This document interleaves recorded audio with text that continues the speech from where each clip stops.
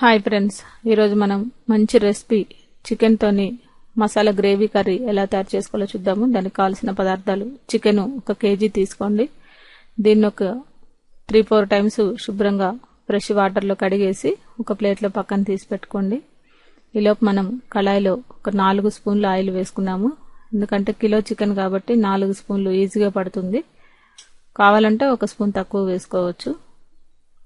Medium size ఒక 3 ఉల్లిపాయలు, అలాగే 4 పచ్చిమిర్చి తీసుకొని కొద్దిగా దూరగా వేయించుకోండి. ఈలోపు మనం గ్రేవీకి ధనియాలు 1/2 కప్పు తీసుకున్నాము. అలాగే షాజీరా 1 స్పూను, దీంట్లోనే లవంగాలు, దాల్చిన చెక్క ఒక మీడియం సైజుది వేసుకోండి. దాల్చిన చెక్క ఒక 4 ఇలాచీలు, ఒక 4 లవంగాలు కూడా వేసి దీన్ని వాటర్ వేసేసి మెత్తగా గ్రైండ్ చేసి పక్కన పెట్టుకోవాలి. ఈలోపు మనం కళాయిలో పసుపు, అలాగే అల్లం వెల్లుల్లి పేస్ట్ కూడా వేసేసి దీన్ని దూరగా ఫ్రై చేసుకోవాలి. ఇదంతా కూడా పచ్చివాసన పోయే వరకు దీన్ని ఫ్రై చేసుకోవాలి. ఇలా ఫ్రై అయిన తర్వాత దీంట్లో మనం ఈ గ్రేవీ ధనియాల పేస్ట్ని ఈ వాటర్ వేసి ఇలా మెత్తగా పట్టుకోవాలి. మనకి ఇప్పుడు ఈ ఉల్లిపాయలు వేగిన తర్వాత దీంట్లో మనం శుభ్రంగా కడిగి పెట్టుకున్న చికెన్ని వేసుకున్నాము.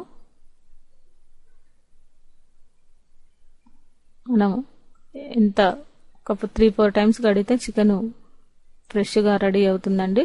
దీన్ని కడగడం మాత్రం ఒక 3-4 టైమ్స్ కడగాలి, లేదంటే బ్లడ్ అంతా కూడా చికెన్కి పట్టేసి అలాగే ఉంటుంది. మనకి ఉడికేటప్పుడు నీసు వాసన వస్తుంది.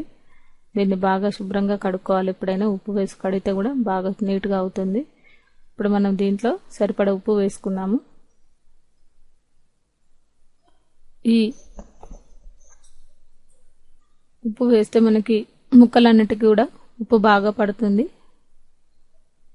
తినేటప్పుడు కూడా రుచిగా ఉంటుంది. ఉప్పు అయినా కారమైనా చికెన్లో కానీ మటన్లో కానీ ముందుగా వేసేస్తే ముక్కలన్నిటికీ కూడా పడుతుంది. ఇప్పుడు మనం ఉప్పు వేసిన తర్వాత దీంట్లో ధనియాల పేస్ట్ కూడా వేసేయండి. ఇది కొద్దిగా కళాయిలో మనకి వెడల్పాటి కళాయిలో వేసుకుంటే కలపడానికి చాలా బాగుంటుంది, వీలుగా ఉంటుంది కూడా కలపడానికి. ఇది ఒక 10 నిమిషాలు పచ్చివాసన పోయే వరకు ఉడికించుకున్న తర్వాత దీంట్లో 3 స్పూన్ల కారం వేసుకోండి. కావాలంటే కొద్దిగా తక్కువ కూడా వేసుకోవచ్చు.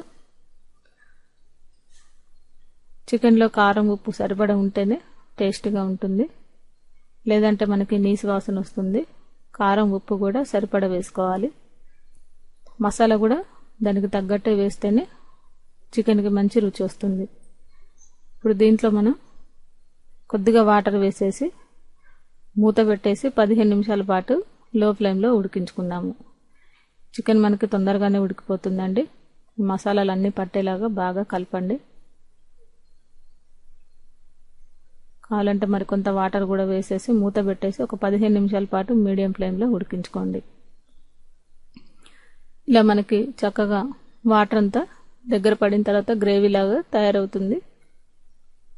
చివరగా మనం దీంట్లో మసాలా 1 స్పూన్ వేసుకుంటే మనకి గరం మసాలా వేసుకోవాలండి. దీంట్లో వేయించిన ధనియాల గరం మసాలా పౌడరు. ఇప్పుడు ఇది మనకి ఉడికిపోయింది. మసాలా వేసిన తర్వాత చివరగా కొత్తిమీర, పుదీనా వేసుకొని నిమ్మరసంతో మనం తినేటప్పుడు రైస్లో సర్వ్ చేసుకుంటే చాలా బాగుంటుంది. ఈ వర్షాకాలంలో మంచి వేడివేడి చికెన్తో చాలా టేస్టీగా ఉంటుంది. ఈ రెసిపీ మీకు నచ్చినట్లయితే లైక్ చేయండి. ఈ రెసిపీని మీరు కూడా ట్రై చేసి చూడండి.